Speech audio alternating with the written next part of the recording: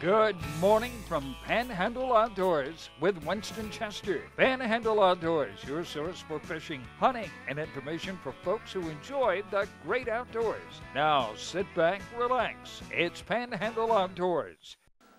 Good morning, folks. Welcome to Panhandle Outdoors. I'm Winston Chester. I'm glad you're here this Tuesday morning. Got a great show lined up. We'll get started with our weather brought to us by Haney Technical Center at 767-5500. Don't forget now, registration is this week. Okay, the temperature, I don't know about y'all, but that was a cold snap. I was thinking about it. Well, that was a good cold snap. It's all relative as to what you were doing and where you were. If you're in a tree stand or going about 40 miles per hour on Apalachicola Bay, it might not have felt that good early in the morning. But if you're sitting by a fire or something, it was a great time to have a cold snap. So anyway, we had it. I think we needed it. And I'm glad it is warming up now. Today's going to get up to 73, and tonight's low will be around 50. And hopefully we'll get some of that rain today. But it sure has been dry. It's been dry all throughout the Panhandle. I was going to say take a look at river readings, but Gail was asking me last night, is there any need to run these river readings? I said, really, there's not. I'm just going to read them to you because they're all flatline, but I'll go ahead and read the heights to you. Apalachicola Blountstown is at 0.6. Now, that's going up about 2/10. Chartachicareville is 1.7, and Chipola, Mariana is 5.5. So that's the three river readings. And the tides, let's see, we have our tide chart here. Tuesday the 27th, we'll get back into some nice strong tides. We had a 1.8 foot range. We're looking at a low tide this morning at 5:44. Be coming in all day, and a high tide tonight at 7:40. Good tidal situation today, and also the rest of the week we'll have good strong tides, good strong incoming tides. Got that full moon coming in about Wednesday night, so it'll be some really strong tides. Okay, that takes care of our outdoor weather, and we'll take a break, and we'll be right back.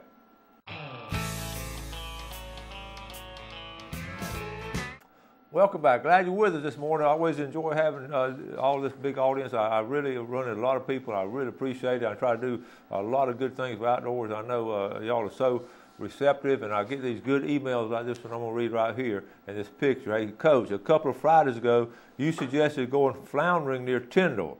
Well, that night, my friend Rob Hogbert and I decided to give it a try. We ended up with 9 flounder, and one weighing 7 pounds. Check this out. One weighing 7 pounds and was 25 inches long. Thanks for the tip. Chad Taylor. This is Chad and Rob. Look at that flounder there. All right, here's another picture of that big one. Let's see. I thought we had it here. There it is right there. Now, that is a big flounder there, folks. And what's so neat about this look at that. That is a mess of flounder. And I'd mentioned a couple weeks ago, like you said, on a Friday, when I do that famous Friday fishing forecast, I'm not just filling in void time. I'm getting information from all our viewers and different fishermen out there on a weekly basis. And I'd heard that someone had emailed me and called me also and said, Coach, a lot of flounder around Tyndall. And that's why I said it on a Friday, and then they took it to heart. And that's really good. Glad you went. Glad you sent those pictures. Chad Taylor over there in Callaway, a really good viewer. They've been very loyal viewers. Okay, I want to say good morning. Like I said, I saw a lot of folks on Black Friday. And the Whitfields up there in Weewaw, a lot of them watch the show. Appreciate that. Mr. Parker, good morning to you. I know I had a good talk with you that Friday morning, and it was good seeing all you folks there over there at Blue Water. Now, I've put together just a temporary report on Thanksgiving on the Thanksgiving weekend and how everybody did on fishing and squirrel hunting, deer, and all that. So let's cover fishing. I did some fishing and all, just basically really this first-hand report from either myself or people I ran into coming in at the boat ramps or different places. Now, let's start with speckled trout. Speckled trout was fair. Bill and I went a couple of times, went to flats down Apalachicola Bay and then went up the intercoastal, the St. Joe Canal, and did okay. Didn't really do all that good. But I talked to a guy that was fishing at the St. Joe Marina, and there was a hole out there by those rocks, and they really were doing well. He was from out of town. He was real excited about it. He came into Blue Water about the same time I was, and he really had got some nice, not in a large trout, but right there at the borderline, some a nice mess of trout. So fishing was mixed. Whiting was excellent. I had a chance to go whiting fishing, and Gail and I had a good time doing that. We didn't fish long. Caught a nice mess of whiting. I'm going to show you those videos come up later on, either this week or the first part of next week. So whenever I can squeeze them in. Squirrel hunters. Ran into some squirrel hunters now. They had mixed reports, but even up in Bristol the other night at the ball game, I talked to some folks up there. They're doing better on the upper end of the river. Now, by that I mean up around north of Weewall, up around the the Liberty County area. There seems to be a little more squirrels up there, and more success in the upper end than in the lower end down below Weewall. I don't know the reason for that. I don't know if they're more acorns down the upper end or the less pressure on the upper end, but the reports, and I've talked to quite a few different people on squirrel season because I'm always interested in it. And but overall, just take the overall season, it's been a little down this year. Everybody, that's 100% of people have said that it's been down some. Now, deer season over the Thanksgiving holidays, the one word, dry. The coach is dry. There have been some success, and I've got some pictures I'll show you later on this week. But overall, everybody's just saying so dry, and the dogs ain't doing anything, and even the guys in the tree stand, they're just really suffering because of the food plots and all aren't really coming up like they thought they were, and they're not right now. It's a little slow. The deer season is. Duck season. That duck season, I can't get over the popularity has skyrocketed because of these TV shows, Duck Commander, and the other one that comes on all the time. A lot of folks are duck hunting now, which brings out a lot of people who don't have a lot of experience. And we mentioned that with Blue and all the other day. A lot of people are shooting the ducks when they're too high. A lot of people getting too close. If you see someone with a spread of decoys out there now, go ahead and respect that spread of decoys. So anyway, duck season has been fair. I've got some good reports up at Deer Point, but it's been fair. It hasn't been outstanding. It hasn't been real bad. It's been a fair. So that's a grade on those. Don't forget now, and we'll go over the season a little bit later, but don't forget the season's out right now. We're going to pick it back up pretty soon. All right? Let's take this break. We'll come back with a really good video. All right, welcome back. I want to say good morning to Lord Estes and his family, a military family here in Panama City, and they watch the show on a regular basis every morning. I appreciate that, Lord, and enjoy that fishing. I know Wendy talked to them the other day, and they just really enjoy the outdoors, and you have a great day today out at Tyndall. I know you're at Eglin, but you have a great day at Eglin, okay? Boat for sale. Now check this out. This is a good-looking boat now. This is a Maverick. This is a 17-foot Maverick, a 60-horsepower Yamaha. It only got 113 hours, power pole. It's got all the stuff, low rents, of course, trolling motor, the rod holders, and battery charger on board. That's always important. And here's another picture of it right there. It's an aluminum trailer. And it's been garage kept in mint condition. Now, it's located up in Georgia right now, but folks are down here, and it is asking $15,500, and that's a Maverick boat. That's a high dollar boat. $15,500 is an excellent price for that. Bob Ernst, his number is 340-1877. We'll go back to the other picture too. Area code. Let's give an area code. Area code 706-340-1877. Okay, that's a nice looking 17-foot Maverick boat right there. All right, now let's get ready for videos. Hunting season. Alabama has a youth hunt, and Walter's really good about taking his kids in outdoors. And Walter took Whitney up to the Alabama youth hunt out there outside of Troy on their lease, and they had a great time. So this is Whitney now. What they're doing, they went just recently, but. Like I said, Alabama does a great job on the youth hunts, and they really, it's open to anybody, and a lot of folks take advantage of it. And I appreciate Walter taking the grandkids up there. So took Whitney, and let's roll this video, Jeff. Really good video. So with my dad being a financial planner, he always has a financial plan. So we figured that in order to pay for the hunting trip that we're about to go on this weekend, we are going to have a garage sale right before we leave. So we just threw some stuff on tables, and hopefully we can get money to pay for it. All right, well, we're driving up 231. We got to stop off at the farm and plant one field there and then head on up to Alabama. But little Whitney over here keeps already trying to fall asleep, and we're just now getting to Youngstown. So I looked over at her, and she kind of opened her eyes and looked over at me, and she said, "I feel like you're watching me." She said, I have that sixth sense that I can tell someone's watching. I was half asleep. So some people have a sixth sense, I don't know, but it's better if some people have a sixth sense. We'll see. A little humor for the trip.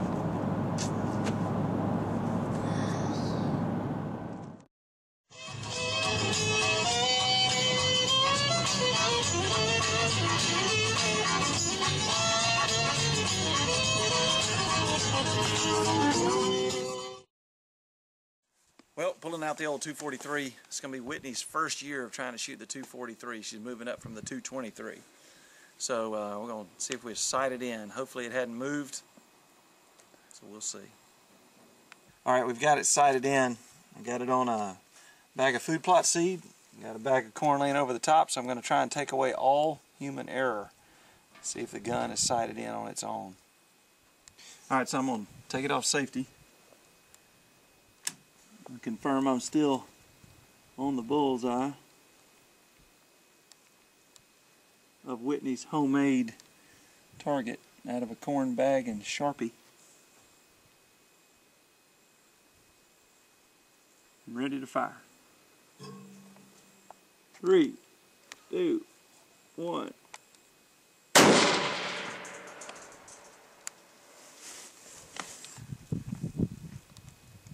You're swinging? Guess I should have worn my earplugs. So I think I remember that from last year. Shooting a little to the left, lower left. It was a little lower left. Okay. So that means that I need to shoot. If I'm aiming right here, I should probably aim up here. Correct.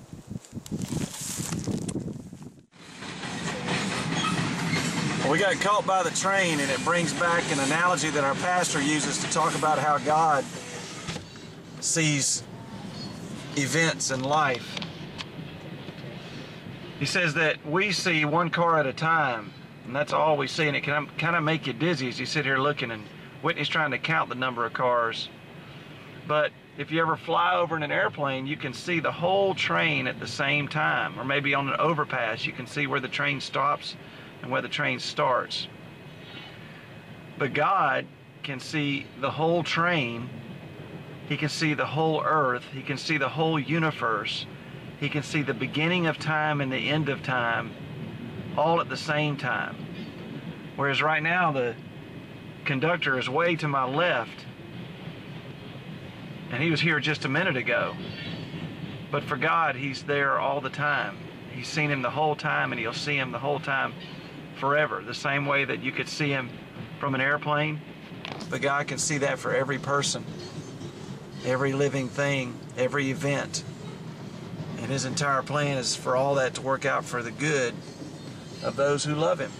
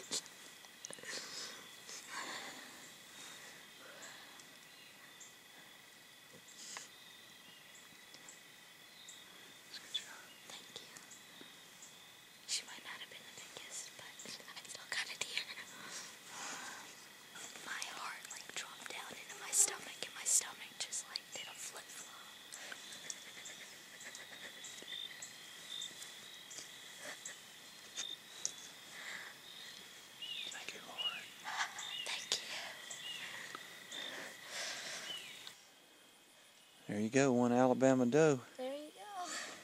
Fully mature. Sir? Fully mature. Go ahead and put her further up in there. First night we came here, first time to stand, and get one. That's a pretty good sign. So I can't wait to get back in the stand in the morning. Is that good? Yeah, that'll work. Good job.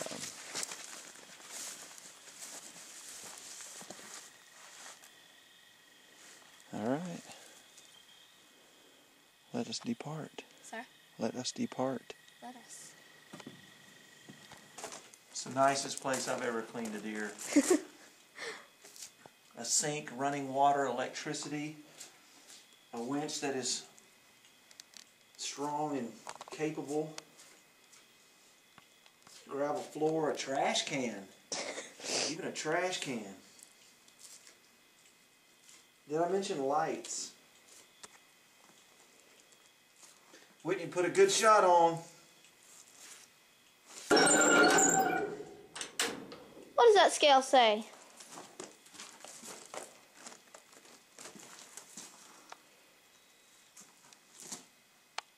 $105.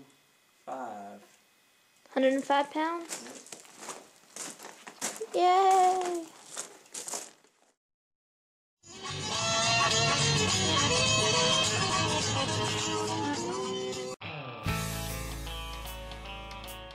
Welcome back. Hope you enjoyed that. I want to encourage all of y'all, take some young people to the outdoors and raise them up in the outdoors, and I know you'll never regret it. I saw a saying the other day, if you take your kids hunting, you won't be hunting for your kids later. So I think that's a great idea. It could be fishing, hunting, or camping, or whatever. Okay? Now let's move on. Let's look at our fishing game time for today. We're looking at 10:50 to 12:50 in the middle of the day, 10:50 to 12:50. And then we're looking at tonight, 11:13 to 1:13. You're going to have that moon out tonight, so if you want to get out, you have the well lit if you want to be fishing or something, okay? Now, tomorrow I have on Captain Ken Paramore. If you have any questions you want to ask about the FWC or anything going on, and email me some questions. I share it with Ken, and we'll try to get those answers for you. Okay, talking about hunting, the Boone and Crockett, of course, is a universal system in scoring the deer antlers, deer horns. And Florida started a buck registry several years back. It's called a Florida Buck Registry. And to qualify for it, you have to score 100 points or above, and have to get it, of course, measured by a qualified person. I think several people around here can do it. I know Stan Kirkland has been up to my class and showed the class how he does it and all. But this past hunting season, 2011-2012, we had a total of 281 new entrants in Florida that went into the buck registry. And that, you stop and think about it now, that's 281 quality bucks now statewide, and of course a lot of them up here in North Florida. But I was surprised also looking over, they're sort of scattered out too. 281 entrants in that. So I'm going to go over with you later. I got a kick out of being in the top 10. You got to be a really nice buck. In fact, by the way, my cousin Larry Furr, who killed the buck in 1977. It was registered #1. It is still holding on to #1 spot. And I've had an interview with him. You may have seen it several years back. And we may revisit him and go talk to him some more about that. But anyway, still #1 buck in Florida over in Gaston County.